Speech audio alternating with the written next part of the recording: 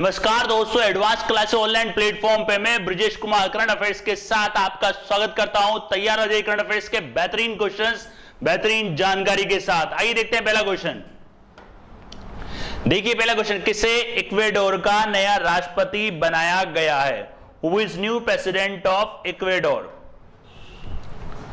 किसे इक्वेडोर ध्यान रखने एक यूरोपियन कंट्री है का नया राष्ट्रपति बनाया गया है। हाल ही में इनको नया राष्ट्रपति बनाया है, इनका नाम है गिलर्मो लासो। इनका नाम ध्यान रखना दोस्तों, गिलर्मो लासो। राइट, इक्वेडोर का नया राष्ट्रपति किसे बनाया गया है? गिलर्मो लासो को बनाया गया है। और ये जो स्थान लेंगे दोस्तों गिलर्मो लासो, ये इन्होंने जो हराया है, इन्होंने हराया है एंड्रेस अराउज को। याद रखना, एंड्रेस अराउज को इन्होंने हराया है। याद रखना, एंड्रेस अराउज को इन्होंने हराया है और ये यहाँ के 47वें नंबर के राष्ट्रपति बनेंगे। और देखिए इनके बारे में, ये गिलर्मो लासो, ये 65 वर्षीय दोस्तों, ध्यान रखना 65 वर्षीय हैं और इक्वेडोर के नए राष्ट्रपति हैं। इक्वेडोर के नए राष्ट्रपति, और इन्होंने जो हराया है, ध्यान रखना हराया किसको? एंड्रेस अराउज को इन्होंने हराया है। और ये यहाँ के 47वें राष्ट्रपति हैं दोस्तों, ध्यान रखना 47वें राष्ट्रपति गिलर्मो लासो। राइट, और इसकी राजधानी ध्यान रखना दोस्तों, इसकी राजधानी है क्विटो। इसकी राजधानी ध्यान रखना क्विटो, याद रखना। और इसमें डॉलर चलता है दोस्तों, वो डॉलर है यूएस डॉलर यहां पे चलता है। राइट, तो ध्यान रखना गिलर्मो लासो 65 वर्षीय हैं, इक्वेडोर के नए राष्ट्रपति, न्यू प्रेसिडेंट ऑफ इक्वेडोर। हराया किसको इन्होंने? एंड्रेस अराउज को। राइट, नेक्स्ट क्वेश्चन देखते हैं दोस्तों। नेक्स्ट क्वेश्चन देखिए, हाल ही में किस 1971 के युद्ध सेना नायक का निधन हो गया है? 1971 के युद्ध सेना नायक का निधन हो गया है। 1971 आप दोस्तों समझ ही गए होंगे। 1971 मतलब आप समझ लो बांग्लादेश का कोई युद्ध होगा। बांग्लादेश बना था इस टाइम पे, बांग्लादेश बना था। या तो दोस्तों 1971 में बांग्लादेश का गठन हुआ था 26 मार्च 1971 को।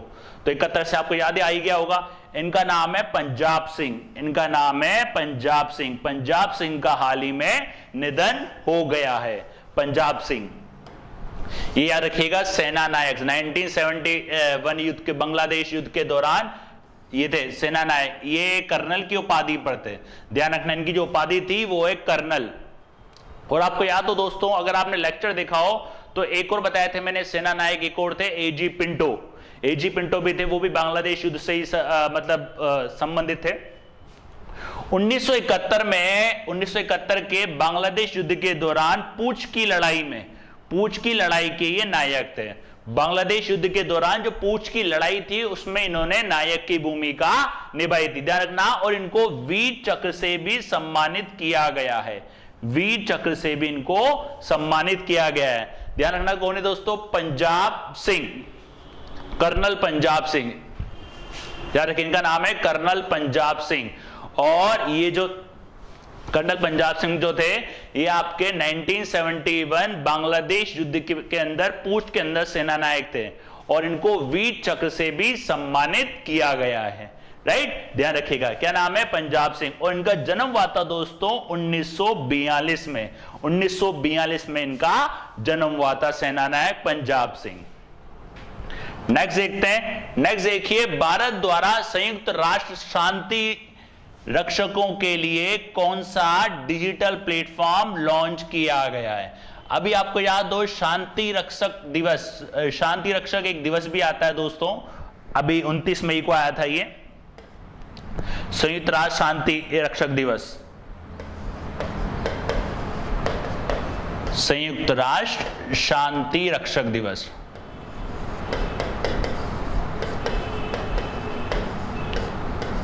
शांति रक्षक दिवस। राइट, ध्यान रखना दोस्तों, कौन सा प्लेटफॉर्म लॉन्च किया है? ये प्लेटफॉर्म नाम है दोस्तों यूनाइट अवेयर। ध्यान रखना, इसका नाम है unite aware. Unite aware launch किया गया है भारत द्वारा संयुक्त राष्ट्र शांति रक्षकों के लिए। याद रखना, भारत के द्वारा ये बनाया गया है। इसके बारे में और देखते हैं। ये यूनाइटेड अवेयर जो लॉन्च किया गया है दोस्तों, ये उन लोगों के लिए, मतलब उन सुरक्षा बलों के लिए जो ड्यूटी के दौरान उनकी सुरक्षा के लिए एक मोबाइल टैग प्लेटफॉर्म है। ड्यूटी के दौरान उनकी जो सुरक्षा है उसके लिए एक मोबाइल टैग प्लेटफॉर्म का ये काम करेगा। याद रखना, मोबाइल टैग प्लेटफॉर्म का ये काम करेगा, राइट। और अगस्त 2021 में ये लॉन्च होगा। ध्यान रखना दोस्तों, अगस्त 2021 में इसको लॉन्च किया जाएगा। 29 मई को भी ध्यान रखना दोस्तों, संयुक्त राष्ट्र शांति सैनिक दिवस भी आता है। कब? 29 मई को ही। और अगस्त 2021 में इसको लॉन्च किया जाएगा।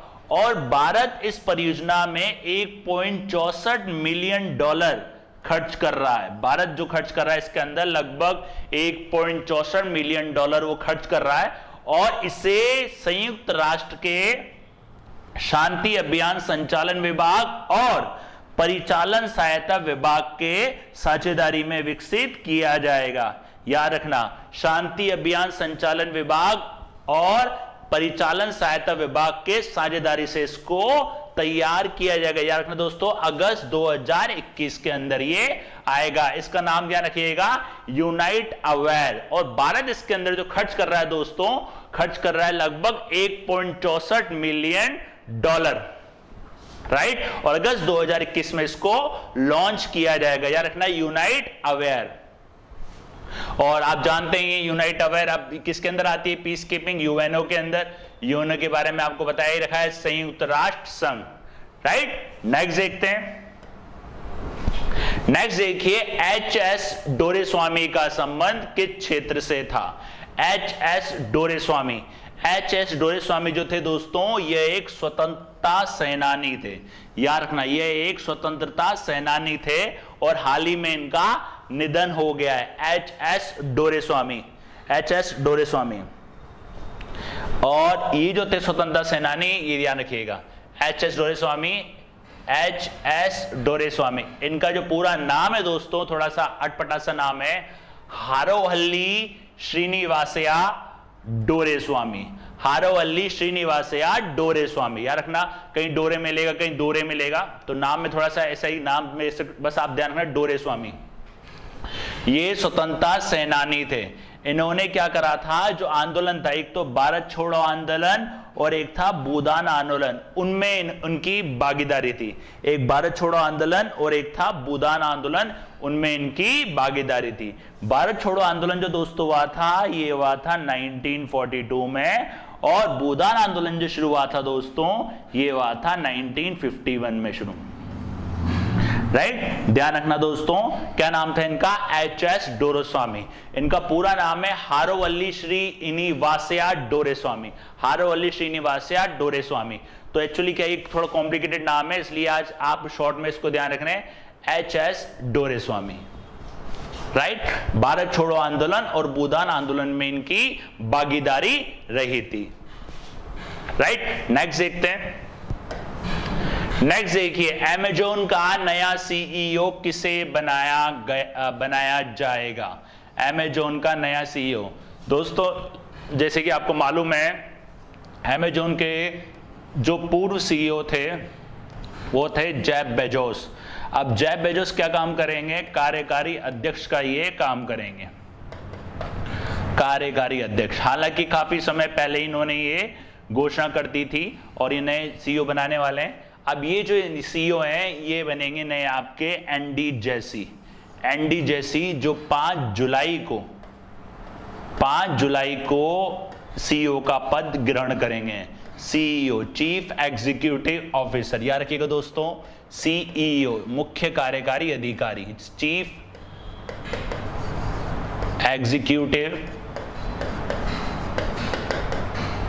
ऑफिसर, मुख्य कार्यकारी अधिकारी। याद रखिएगा, कौन बनेंगे दोस्तों? Andy Jassy. 5 जुलाई को ये अपने पद को ग्रहण करेंगे। और इसके पहले कौन थे? Jeff Bezos. जेफ बेजोस कौन है? अमेज़न के फाउंडर जेफ बेजोस। ध्यान रखना, दुनिया के सबसे अमीर अरबपतियों में आते ही हैं, राइट। और इनके बारे में और बता देता हूं, ये हैं आपके एंडी जेसी दोस्तों, ये हैं एंडी जेसी। और ये जो एंडी जेसी हैं, ये आपके जो पद ग्रहण करेंगे ये जुलाई 2021 में बनेंगे। जुलाई 2021 में ये अमेजोन के सीईओ का पद ग्रहण करेंगे, रखिए ना। और ये जो जेफ बेजोस हैं वो इसमें कार्यकारी अध्यक्ष होंगे, ध्यान रखना, वो होंगे कार्यकारी, मतलब आप बोल सकते हो एग्जीक्यूटिव चेयरमैन होंगे जेफ बेजोस। और ये डेट इसलिए चुनी गई है क्योंकि 5 जुलाई 1994 को अमेजोन की स्थापना हुई थी। 5 जुलाई 1994 को अमेजोन की स्थापना, इसलिए 5 जुलाई को ये सीईओ का पद ग्रहण करेंगे। ध्यान रखना दोस्तों, इसका मुख्यालय कहां पे? अमेरिका में, राइट। और अमेजोन आप जानते हैं, अमेजोन के फाउंडर ध्यान रखना Jeff Bezos, CEO Andy Jassy, right. और इसकी जो स्थापना 5 जुलाई 1994, मुख्यालय अमेरिका। और दुनिया के सबसे अमीर नहीं, जेफ बेजोस नंबर 1 पे थे, नंबर 1 नंबर 2 पे चलते रहते हैं, इनके शेयर की वैल्यू घटती बढ़ती रहती है। इन दोनों में टक्कर है, एक तो एलन मस्क और एक जेफ बेजोस। याद रखना, दुनिया के सबसे अमीर सूची में एक तो एलन मस्क और एक जेफ बेजोस 1-2 पे चलते हैं, कभी वो 1 पे आते हैं, कभी वो 1 पे आते हैं, राइट। याद रखिएगा। तो ध्यान रखना कौन बनेंगे ये? एंडी जेसी,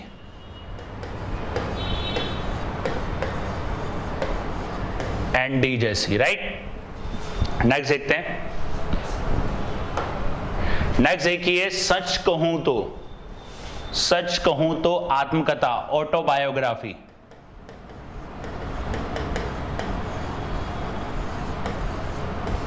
सच कहूं तो आत्मकथा किसके द्वारा लिखी गई है?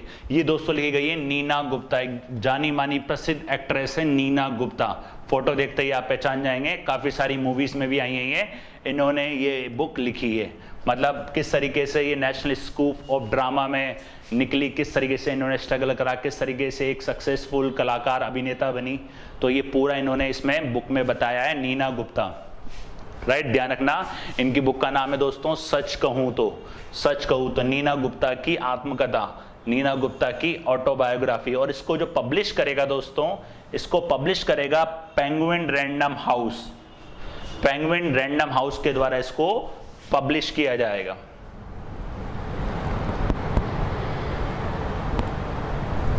राइट। पेंगुइन रैंडम हाउस के द्वारा इसको पब्लिश किया जाएगा। याद रखना, सच कहूं तो, राइट, नीना गुप्ता के द्वारा। नेक्स्ट देखते हैं। नेक्स्ट देखिए, world hunger day. World hunger day कब मनाया जाता है? वर्ल्ड हंगर डे कब मनाया? ये मनाया जाता है दोस्तों 28 मई को। ये मनाया जाता है 28 मई को वर्ल्ड हंगर डे।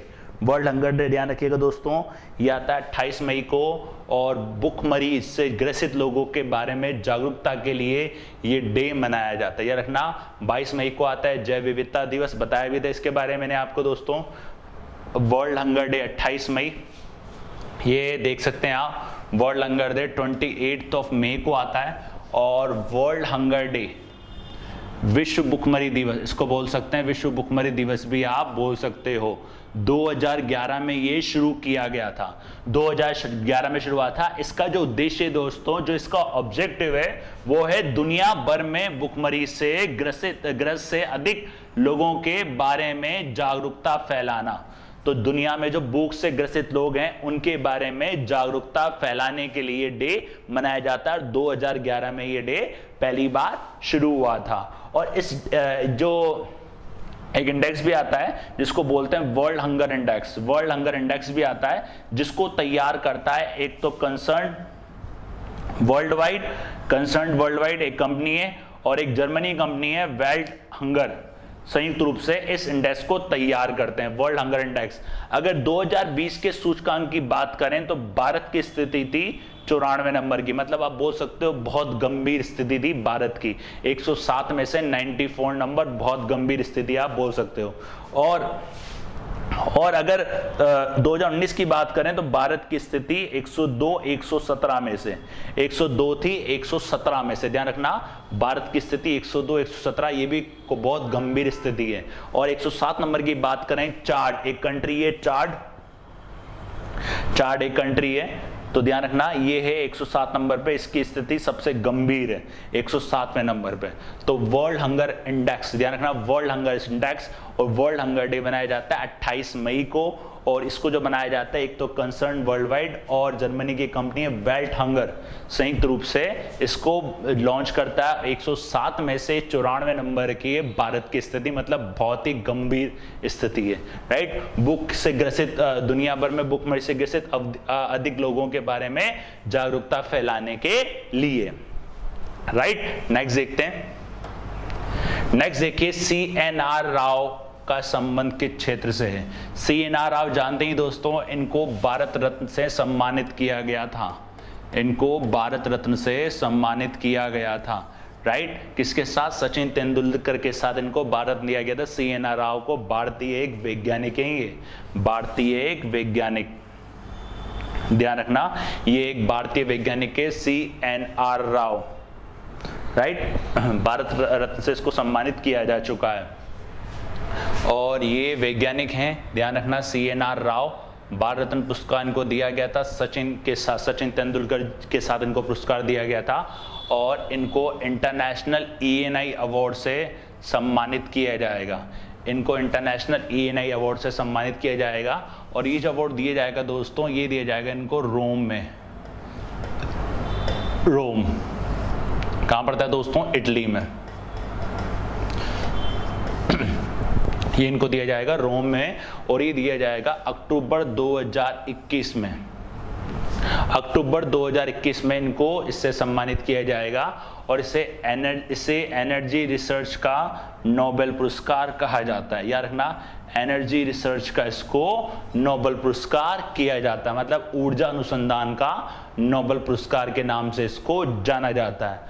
और ये पुरस्कार जो इन्हें दिया गया है, ये पुरस्कार दिया जाएगा धातु ऑक्साइड, कार्बन नैनो ट्यूब और अन्य सामग्रियों पर उनके काम के लिए ये इनको दिया जाएगा। याद रखना, अन्य काम के लिए उनको ये दिया जाएगा। CNR राव, ध्यान रखना दोस्तों, भारतीय वैज्ञानिक हैं जिनको भारत रत्न से पुरस्कार से भी सम्मानित किया गया है और इंटरनेशनल ENI अवार्ड से इनको सम्मानित किया जाएगा अक्टूबर 2021 में और ये पुरस्कार दिया जाएगा दोस्तों रोम में, राइट। रोम का पड़ता है दोस्तों इटली में, जिसे एनर्जी रिसर्च का नोबेल पुरस्कार भी दिया जाता है। और उनको ये जो पुरस्कार दिया जाएगा दोस्तों कार्बन नैनो ट्यूब, अन्य सामग्रियों पर, धातु ऑक्साइड आदि अन्य सामग्रियों पर काम करने के लिए, राइट। नेक्स्ट देखते हैं दोस्तों। नेक्स्ट देखिए, किसे प्रिंसेस ऑफ ऑस्ट्रियस, किसे प्रिंसेस ऑफ ऑस्ट्रियस अवार्ड 2021 से सम्मानित किया गया है। किसे ऑस्ट्रेलियस प्रिंसेस अवार्ड 2021 से सम्मानित किया गया है। ये है दोस्तों अपने इंडिया के जाने माने अमर्त्य सेन, ध्यान रखना, अमर्त्य सेन। अमर्त्य सेन आप जानते ही हैं, ये अर्थशास्त्री हैं, ध्यान रखना, भारतीय अर्थशास्त्री, भारतीय अर्थशास्त्री, इकोनॉमिस्ट, और इनको नोबेल पुरस्कार से भी सम्मानित किया गया है, नोबेल पुरस्कार से भी सम्मानित किया गया है। अर्थशास्त्री अमर्त्य सेन, याद रखिएगा, इकोनॉमिस्ट, राइट। इनको ये पुरस्कार दिया जाएगा और ये अमर्त्य सेन, और अमर्त्य सेन 2021 से प्रिंसेस ऑफ अस्टूरियस अवार्ड सम्मानित किया जाएगा। और ये जो पुरस्कार है दोस्तों स्पेन के द्वारा दिया जाता है, ये पुरस्कार दिया जाता है स्पेन के द्वारा, याद रखना, स्पेन काफी चर्चा में भी रहा है क्योंकि आप जानते हैं स्पेन की राजधानी मैड्रिड और स्पेन की फुटबॉल टीम बार्सिलोना काफी फेमस भी रही है। और इसके अंदर 50,000 यूरो नकद, डिप्लोमा और एक प्रतीक चिन्ह दिया जाएगा इसके अंदर। और ये जो पुरस्कार इनको दिया जाएगा दोस्तों, ये सामाजिक विज्ञान की श्रेणी में दिया जाएगा, सामाजिक विज्ञान की श्रेणी में ये पुरस्कार अमर्त्य सेन जी को दिया जाएगा। सामाजिक विज्ञान मतलब सोशल साइंस की कैटेगरी में ये पुरस्कार इनको दिया जाएगा। और ये पुरस्कार मानविकी और सार्वजनिक मामलों में उल्लेखनीय उपलब्धि प्राप्त करने के लिए दिया जाता है, उल्लेखनीय उपलब्धि प्राप्त करने के लिए ये पुरस्कार दिया जाता है। ध्यान रखना, ये पुरस्कार मानविकी सार्वजनिक मामलों में उल्लेखनीय उपलब्धियों के लिए ये पुरस्कार दिया जाता है, राइट, ध्यान रखिएगा। अमर्त्य सेन जी को ये पुरस्कार दिया जाएगा। नेक्स्ट देखते हैं,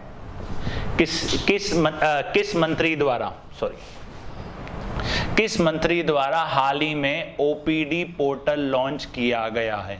किस मंत्री द्वारा हाल ही में, अब आपको ओपीडी से याद आ रहा होगा दोस्तों, ये तो हो सकते हैं आपके स्वास्थ्य मंत्री, नहीं, स्वास्थ्य मंत्री नहीं है, ध्यान रखना, इसमें ये लॉन्च करिए राजनाथ सिंह ने, ध्यान रखना ये लॉन्च करिए राजनाथ सिंह ने, राइट। राजनाथ सिंह कौन है दोस्तों आपके, ये हैं आपके रक्षा मंत्री, रक्षा मंत्री, ध्यान रखना। और ये स्वास्थ्य मंत्री, और ये आईटी मिनिस्टर, और रविशंकर प्रसाद, सॉरी ये प्रसाद यहाँ आएगा, राइट। और ये वित्त मंत्री आप जानते ही हैं, राइट। और ये लॉन्च किया गया राजनाथ सिंह के द्वारा, राजनाथ सिंह जो आपके रक्षा मंत्री, उन्होंने इसको लॉन्च कराया। ओपीडी पोर्टल, इसका पोर्टल ध्यान रखना दोस्तों, ओपीडी पोर्टल, इसको नाम दिया गया services e health assistance teleconsultation, services e health assistance teleconsultation, इनको नाम दिया गया, इसको नाम दिया गया। इसका जो उद्देश्य दोस्तों, सशस्त्र बलों के कर्मियों जो आर्मी के अंदर हैं, तीनों wing, Indian air force, Indian army, Indian navy,